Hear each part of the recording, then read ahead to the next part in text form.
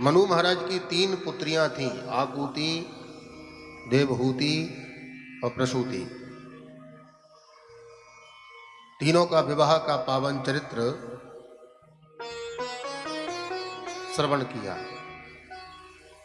2 बेटा थे, प्रियव्रत और उत्तानपाद। उत्तानपाद राजा की 2 रानियां थीं, सुरुचि और सुनीति। एक केवल एक राजा के लड़के की कथा नहीं है, ध्यान से समझना। ये उत्तानपाद कोई और नहीं है बंधुओं, हम और आप दोनों ही उत्तानपाद हैं।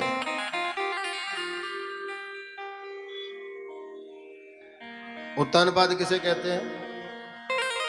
ऊधौ पादौ यस्य सः उत्तानपादः,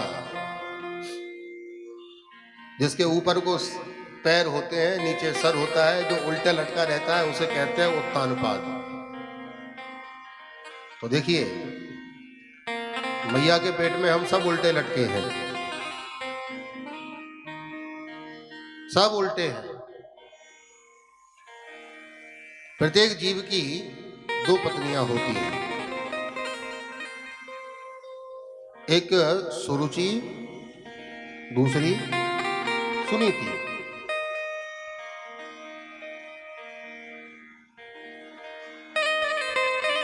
सुनीति उसे कहते हैं सुष्ठुर नीति ही सुनीति, जो वेद शास्त्रों की नीति के अनुसार अपने जीवन को यापन करते हैं उसे कहते हैं सुनीति।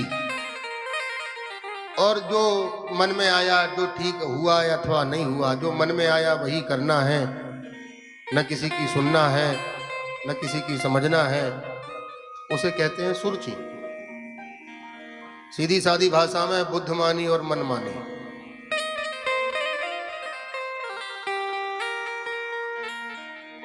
जो व्यक्ति बुद्धिमानी ढंग से जीवन यापन करता है उसको फल मिलता है ध्रुव।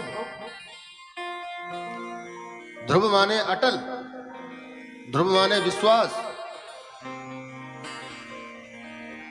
और जो मनमुखी ढंग से जिंदगी चलाता है उसको फल मिलता है उत्तम। तम माने अंधकार, उत्तम कोटि का अंधकार।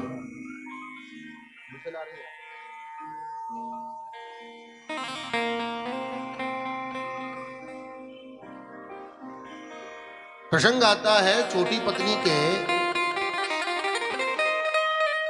स्त्री लांपट्य में उत्तानपाद इतने मंत्र मुग्ध हो गए कि उन्होंने अपनी बड़ी पत्नी सुनीति को घर से परित्याग कर दिया और एकांत स्थान पर निवास कर दिया।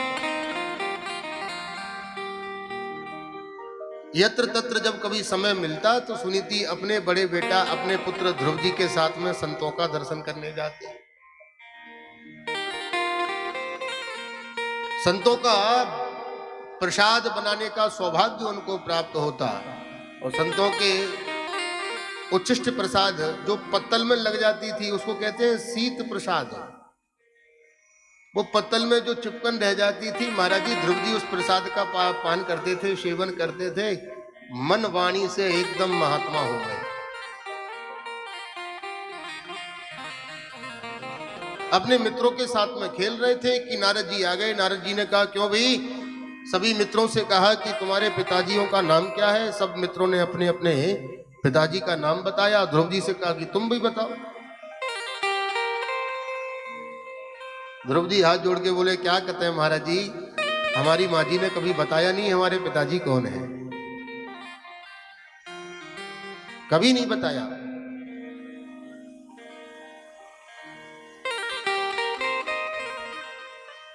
नारद जी बोले तुम चिंता नहीं करो, मैं बताता हूं, आप बताइए महाराज। नारद जी बोले बेटा तुम्हारे पिता कोई और नहीं है, इस भूधर के चक्रवर्ती सम्राट हैं महाराज उत्तानपाद, जाओ उनके पास। अपने मित्रों के साथ में बाल्य मंडली को लेकर के ध्रुव जी पिताजी से मिलने के लिए गए। उत्तानपाद सिंहासन पर विराजमान थे। पिताजी पिताजी पिताजी पिताजी कह करके जैसे ही दौड़ लगाई, उत्तानपाद सिंहासन से खड़े हो गए और खड़े होकर के उत्तानपाद ने अपने पुत्र को, दृष्ट पुत्र को जैसे ही अपने हृदय से आलिंगन किया, अपनी गोदी में बैठाला कि दो छोटी मैया आ गई। ए बेटा इधर सुनो, हाथ पकड़ के ध्रुव जी को नीचे उतार दिया। ध्रुव जी कहते हैं माता जी क्या अपराध हो गया हमसे, हम भी तो इसी पिताजी की संतान हैं, हमारे भी तो पिताजी यही है।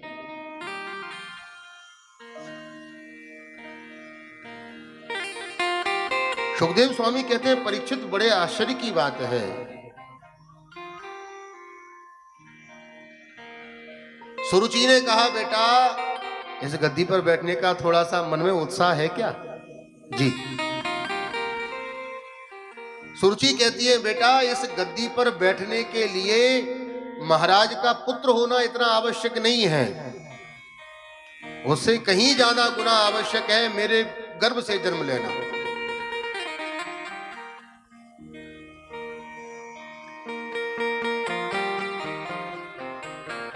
सुखदेव जी कहते हैं परीक्षित इसने केवल ध्रुव जी का अपमान नहीं किया, इसने भगवान का भी अपराध कर दिया।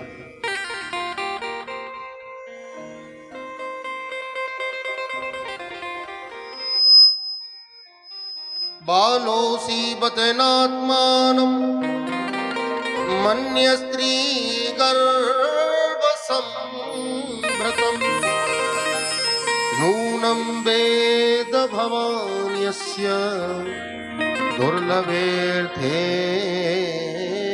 मनोरथः।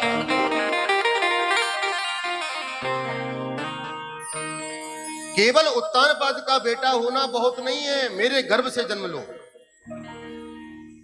सुखदेव जी कहते हैं परीक्षित जन्म जन्म मुनि यतन कराही, अंतराम कहे आवत नाही। जिसके नाम में इतना सामर्थ्य है कि अंतिम समय पर जिसका नाम जिह्वा मात्र पर आ जाए तो जन्म जन्मांतर का, कल्प कल्पांतर का, युग युगांतरों का भटकाव समाप्त हो जाता है। और ये सुरुचि कह रही है कि पहले उनका भजन करो, फिर उनका तपश्चर्या करो, फिर उनको प्रकट करो, और प्रकट होकर जब वरदान मांगने को बोले तो कहना कि सुरुचि के गर्भ से जन्म हो जाए। इसका गर्भ इतना बड़ा भारी मंदिर है।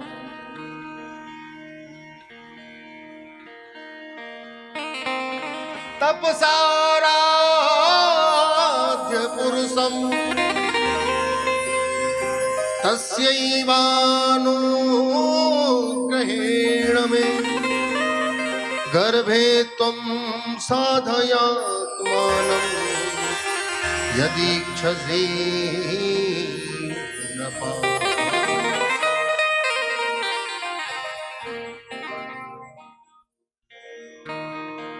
क्षत्रिय पुत्र है तो महाराज खून खोल गया।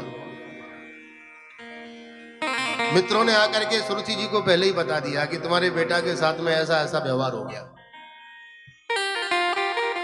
और सुरुचि सुनीति है। देखो भैया, बालक की, संतान की प्रथम गुरु उसकी मां होती है। माताजी चाहे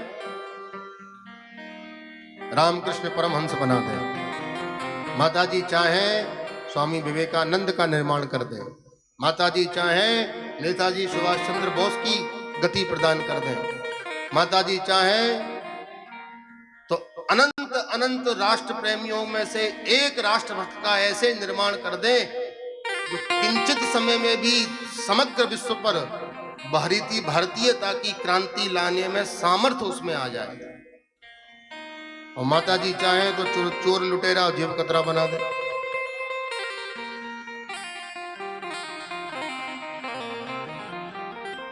क्या बोला था बेटा माँ जी ने? वो भी तुम्हारी माँ है।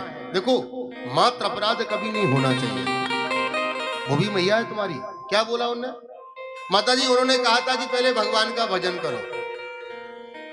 सुनीति कहती है कितनी बढ़िया बात है बेटा, जो तुमको भगवत मार्ग के लिए प्रेरित करे वो तुम्हारा अमंगल कैसे सोच सकता है? वो तो तुम्हारा सबसे बड़ा हितैषी है। फिर उन्होंने कहा था कि गर्भ में मेरा जन्म हो,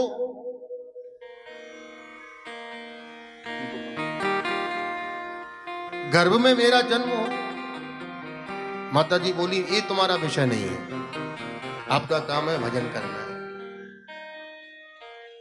अच्छा माता जी, भगवान कहाँ मिलेंगे? कहाँ मिलेंगे ठाकुर जी? सुनीति जी कहती हैं बेटा ये कहो कि भगवान कहाँ नहीं है।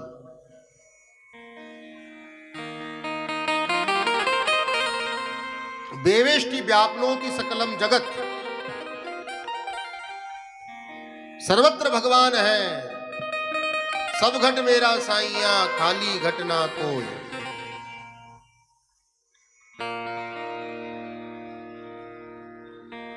तुम जाओ भजन करो। मध्य रात्रि में ध्रुव जी महाराज घर का परित्याग करके जंगल की ओर चले गए। मध्य रात्रि में नारद जी ने देखा कि कोई भगवत भक्त का निर्माण हो रहा है, भगवत चरणों के प्रति उत्कृष्ट स्थिति का वैराग्य इसके अंदर प्रबल हो रहा है, थोड़ा परीक्षा लें इसकी। नारद जी आ गए। बेटा कहां जा रहे हो? ध्रुव जी बोले माता प्रभु भगवान का भजन करने जा रहे हैं।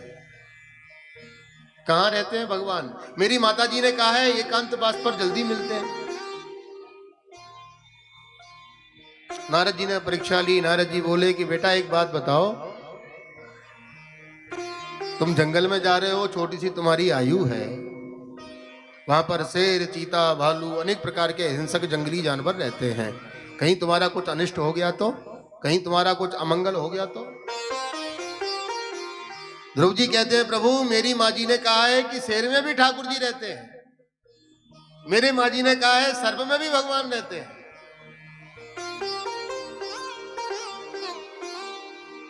नारद जी बोले बेटा एक बात बताओ, घर में कितनी बार भोजन करते हो?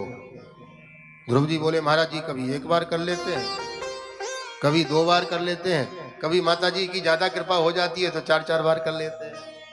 कौन कराता है? ध्रुव जी बोले हमारी माँ जी कराती हैं। नारद जी बोले कि बेटा वहां पर कौन सी माता जी बैठी हैं तुम्हारे लिए?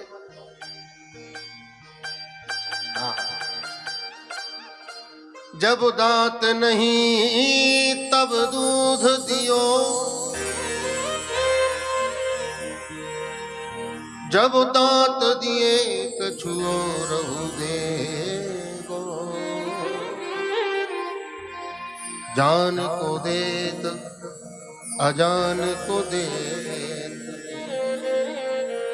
जहान को देत वो मोह को भी दे।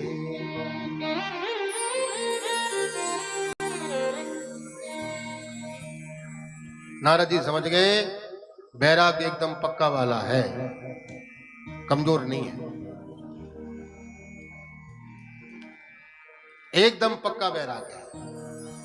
अच्छा बेटा कोई गुरु बनाया है तुमने? ध्रुव जी बोले अभी कोई गुरु नहीं बनाया।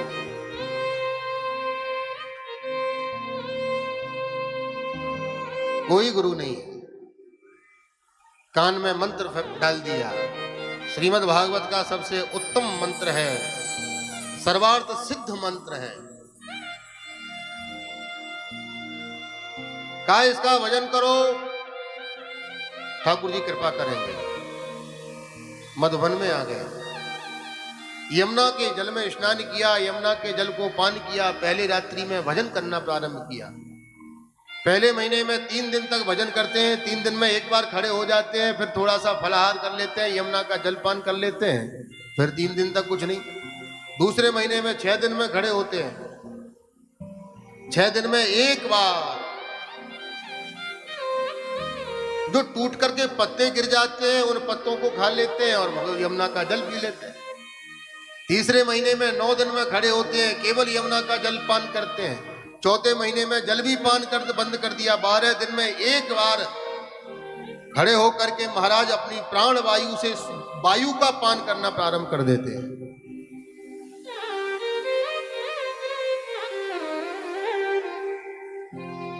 और 5वें महीने में तो ऐसा प्राणायाम चढ़ाया, ऐसा प्राणायाम चढ़ाया महाराज, संपूर्ण ब्रह्मांड की सृष्टि की प्राण वायु रुक गई। बड़े बड़े देवता दानव मानवों को श्वास लेने में कष्ट होने लगा, लोग आपस में काना फूसी करने लगे, भैया कहा भयो जी हमारी श्वास लेने में समस्या क्यों आ रही है। सब देवता एकत्रित होकर के भगवान श्री हरि के पाद पद्मों में पहुंचे। ठाकुर जी बोले क्या हुआ। ब्रह्मा जी बोले श्वास लेने में बड़ी समस्या आ रही है महाराज। भगवान जाने कौन सा दैत्य है, कौन सा भगत है, क्या तपस्या करके क्या प्राप्त करना चाहता है। भगवान कहते हैं कोई भगत नहीं है, कोई दैत्य नहीं है। एस्तएव मुत्सन्न भया उरुक्रमे कृता बनामा प्रययुस्त्रविष्टपम् सहस्र दीर्घापि ततो गरुत्मता मधोर्वनं भद्रदृच्छया।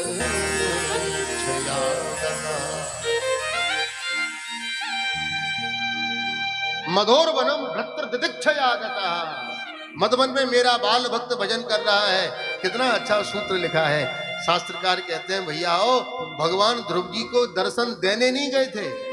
मधोर्वनम भ्रत्र दिदीक्षयागता, दिदीक्षयागता दृष्टुम इच्छा दिदीक्षया। भगवान ध्रुव जी के दर्शन करने के लिए गए थे।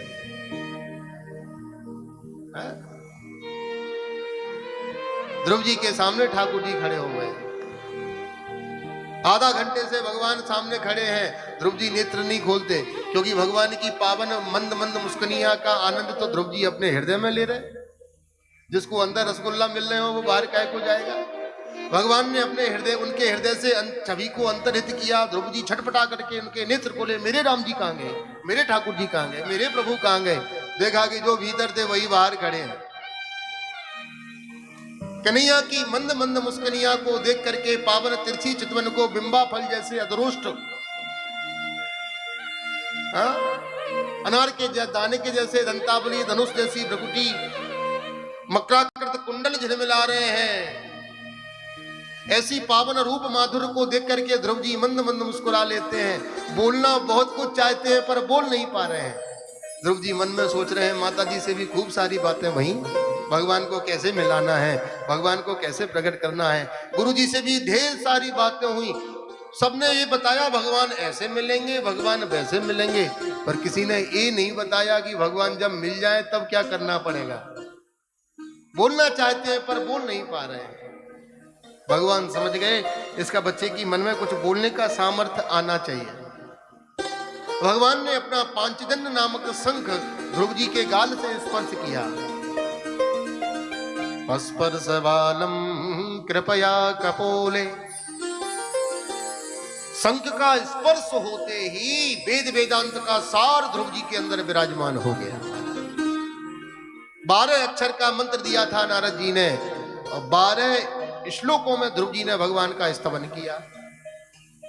योऽन्तः प्रवेश्य मम वाचमिव प्रसुप्तां संजीवयत्र किल सत्यधरा सदाम्ना अन्यास्य हस्य चरण श्रवण त्वगादि प्राणान्नमो भगवते पुरुषाय तुभ्यम्। प्रभु बिना आपकी कृपा के कुछ भी संभव नहीं है। जब आपकी कृपा हो जाती है तो सब सामर्थ्य प्राप्त हो जाता है।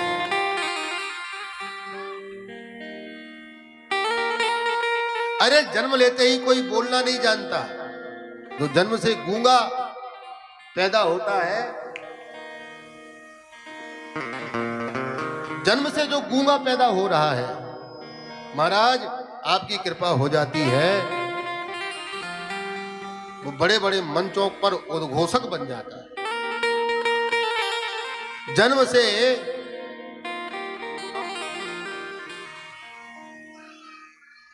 से जो लूला पैदा हुआ है, माता जी बैठाल देती है ना तो लुढ़क जाता है इधर उधर। लेकिन महाराज ठाकुर जी की दया कृपा हो जाती है तो जो लूला लंगड़ा पैदा हुआ था वो बड़े बड़े माउंट एवरेस्ट पर चढ़ाई करने वाला बन जाता है। किसकी कृपा से? मूकं करोति वाचालं पंगुम लंघयते गिरिं यत् कृपा तमहं वन्दे परमानन्दमाधवम्।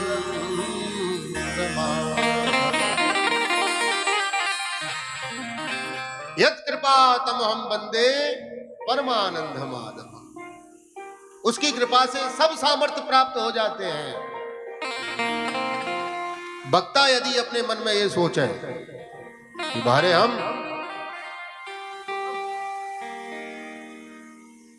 वक्ता यदि अपने मन में ये सोचे कि हमसे बड़ा कोई विद्वान कैसे हो सकता है, मेरी वाणी का जादू देखो कि हजारों लोग मुझे सुनते रहते हैं, तो ये केवल एक झूठा अभिमान है।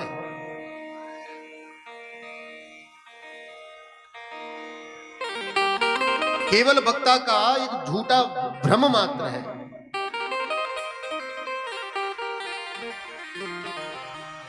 अच्छा, एक बढ़िया प्रैक्टिकल की बात बताते हैं आपको। कई बार हम ऐसा जो स्तोत्रों को, जिन चालीसाओं को, जिन चौपाइयों को, जिन श्लोकों को, स्तोत्रों को हम दिन में कई कई बार पढ़ते हैं, कई कई बार हम उनका पाठ करते हैं। कई बार ऐसा होता है कि पाठ करते करते करते करते आगे की लाइन गायब हो जाती है। कई बार ऐसा होता है। अरे हमको बहुत अच्छी तरह याद है, हमको बहुत अच्छी तरह याद है, हम सब जानते हैं, हमको सब समझ में आता है, लेकिन फिर भी पाठ करते करते कभी ऐसी स्थिति बन जाती है महाराज कि आगे एकदम आंखों के सामने अंधेरा छा जाता है। अरे हमको तो याद है, ये लाइट कहां चली गई। इसका सीधा सीधा अर्थ है कि आप तो केवल अपना मुंह हिला रहे हो, अंदर की कोई दिव्य चेतना है जो आपसे कुछ न कुछ बुलवाती जा रही है। आप व्यर्थ का घमंड मत पालो।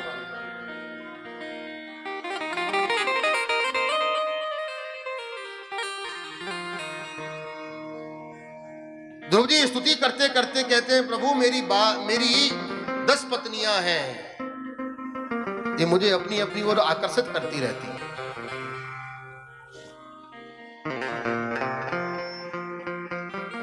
10 पत्नियां हैं मेरी।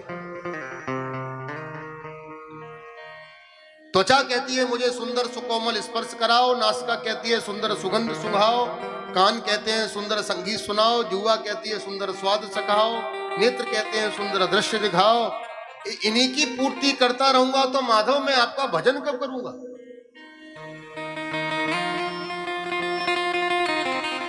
शेष समय संसार के संबंध नष्ट कर देते हैं। प्रभु संसार का सुख तो ऐसा है, संसार के सुख तो ऐसे हैं जैसे खुजली की बीमारी। खुजली को खुजलाने में बहुत आनंद आता है, लेकिन कब आनंद आता है, जब तक खुजाते रहोगे तब तक तो बड़ी मीठी मीठी लगेगी महाराज। खुजलाना बंद कर दोगे तो वो बड़ी भारी कष्टदायक बन जाती है।